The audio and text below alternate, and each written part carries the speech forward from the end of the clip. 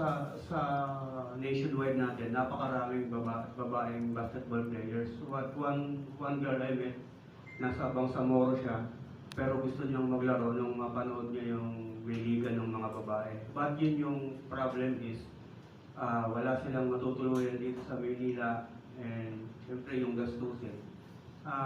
Napag-isipan ba ng liga mo na one day merong isang commercial team na bubuuin para ditong i-accept ang mga players natin na gustong matuto sa tournament? Honestly, Sir Lito, yung provincial on the things that we're doing now is actually around 5 to 10 years from now. Because for us to solve, for us to make a difference, you have to start first with internal, with yung organic sa gitna muna. So titignan mo muna siya from the level of, sino ba yung pinapanood muna? Kasi titignan mo rin siya from a business point of view Paano natin magagawa yung diferensya kung hindi sila napapanood? So, tingnan muna natin kung sino napapanood. So take the case, let's fishbone yung yung women's. For women's to be seen, to be understood, at saka para magkaroon sila ng konting eyeball, kailangan mo munang ilagay dyan kung sino yung pinapanood madalas. And at the end of the day, here in the Philippines, there's only one name. It's Women's Gilas. And then eventually, ilalagay mo na dyan si Coach Aris Di Maunahan, dahil pinapanood si Enyo, dahil dati nandyan si Jack Animam, nandyan ngayon sila Camille Clarin, and all of these big names. Tapos UST, lumalaki na yan Okay, sige. Sila Coach Heidi, ayan, bla bla bla bla bla. So nabubuo mo ngayon yung storya. So nagkakaroon ka ngayon ng mga narrative So itong narrative na to, if we convert it to content, then ito ngayon yung makikita ng mas marami. Then eventually magkakaroon ng awareness doon. But at the same time, gumogrow din yung business mo. So you look at it from a point of view of how do you grow the brand before we solve problems at the outlier level. So titignan ko muna to. Diba? Pag nabuo ko siya in 3 to 5 years, then I may have the opportunity and the financial backing or the opportunity to finance it. Let's grow it outside and then piece by piece. And ako naman kasi, yung background ko, Sir Lito, is I'm an entrepreneur and I've been doing a lot of startups for the last 15 years. And there's no cutting corners when it comes to that. Pag bubuo ka talaga ng isang bagay na gusto mong palakihin, ang gagawin mo talaga dyan paunti-unti at magsisimula ka dun sa gitna until eventually lumalaki siya. Thank you. Questions? Yes, Bong Pedralbes. Basically, sir, ano po bang ibig niyo sabihin by bring back the spirit of amateurism into, especially your basketball league? Kasi, madaming madaming ibig sabihin hindi nababayaran yung mga players, so maglaro na lang kayo, di ba? Or the, for example, the sheer joy of playing or whatever. Basically, what do you mean by that? Kasi, that's a motherhood statement So, totoo lang motherhood statement yun. So, what exactly do you want to, what do you mean so that we can understand why you want to steal a spirit of amateurism into your league?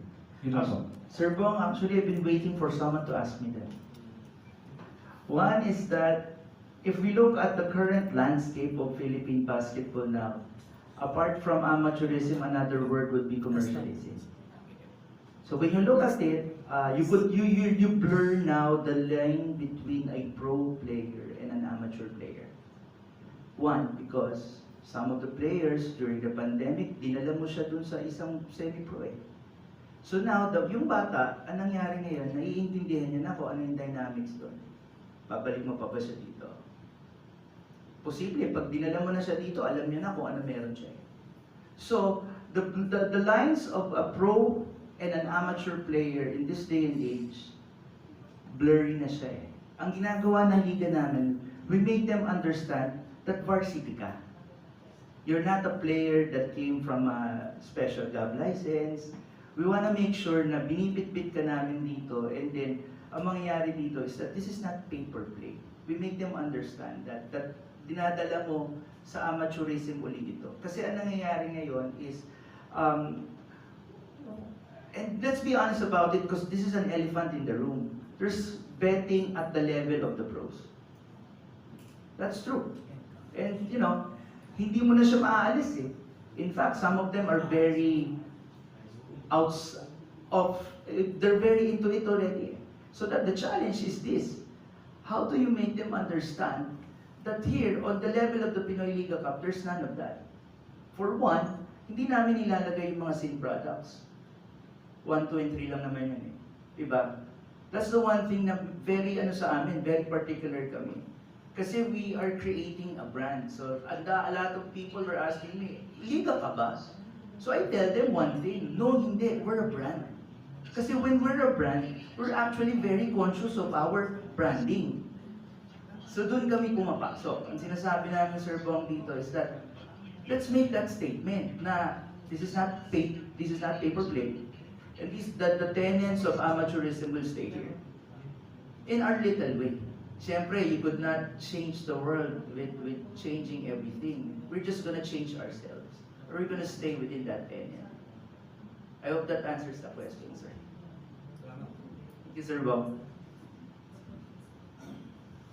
Okay. Wala nang tanong dyan. So, isang tanong na lang siguro. Ito, sige. Okay, good morning, Gab Peras from Sports Corner. Dalawang tanong kay Sir Benny. With regards na dito sa Pinoy Liga Cup na for the collegiate level, ano ba yung mga ini-envision nyo? Lalo na, ang target niyo is to complement yung NBTC. Pag sinabing NBTC, ibig sabihin, high school player division ito, from different parts of the country, from schools from different parts of the country, and even yung mga PhilAms. And of course, ang Pinoy Liga, ang target ninyo is to become a collegiate counterpart, parang pre-season tournament na rin, para makapag-anda ng gusto yung ating mga players from different leagues, hindi lang UAP at NCAA, para mas makapag-anda sila o prepare sila for that certain competition. Okay. So the question is, what's the plan for The Collegiate Cup. For the Collegiate Cup. Okay. Si Collegiate Cup kasi is just one of within the brand. So I go back to what I was mentioning earlier that bawat milestone ng isang basketball player, kumbaga magsimula tayo ng natanggap ka sa tryout sa Xavier or natanggap ka sa tryout sa Lourdes School of Mandaluyong. I'm a 12-year-old kid. Okay, so naglalaro ka ngayon yan sa Paya. Naglalaro ka ngayon yan sa Prada. Because that's your level eh. And your dad and your mom, they're always there on the weekend games. So, i-frame of reference natin yung ganong journey So, naglalaro ka doon. So, what's your next level? Your next level would probably be senior high school. Senior high school, kasi may junior high school na yun si UAAP, yung under 16 nila eh. Medyo iba nga, blurry pa yung lines doon eh. So, ngayon, sabi natin, okay, ang next step ko pala is 16. So, junior high school, okay. So, ang tatapatan ko dyan, ang i-aspire ko dyan ngayon would be to be at that level. Probably, tatry out ako kay Ateneo, tatry out ako kay Lasal Green Hills. Kasi aabutin ko yung under 16 aspirations ko sa UAAP. So, okay, lalagyan din natin niya eventually. Pero pagpatak mo ng under 19, nandun ka na sa senior high school, mag-a-aspire na ako dun eh. So you aspire for that. So doon nilagyan namin uli ng milestone na may Pinoy Liga dyan. Yan yung Pinoy Liga Juniors Cup. So you aspire for it. And then pagkatapos nun, after mong graduate ng high school, saan ka ngayon papunta? Teka, Lasal ba ako? Ateneo ba ako? FEU ako? Hindi naman ako highly recruited eh. Try out ako ngayon. Saan ako ta-try out? Pwede akong try out dun sa 18 schools, pero pwede rin ako sa Enterance, sa St. Clair. Pwede rin ako sa ICC, sa CEU. So ngayon nilagyan din namin ng milestone doon, Gab, nilagay namin yung next man cup. Para pagdating ng panahon na nag-a-aspire ka, dyan muna ako. Magpapahilog muna ako dyan. Like katulad this upcoming November, kung saan mag-open kami ng next man cup, Lasal's B team will play. So you're gonna be looking at Jacob Cortez, Luis Pablo, Kian Baclaan and si Konov kasi dun sa teams, dun sa next man cup namin, we allow the third stringers of the UAAP and the NCAA. So yung hindi nasunog dun sa UAAP NCAA lalaro. So I go back. So nandun na ako. Team B na ako. What do you aspire the next? The next is for you to aspire to be the A player.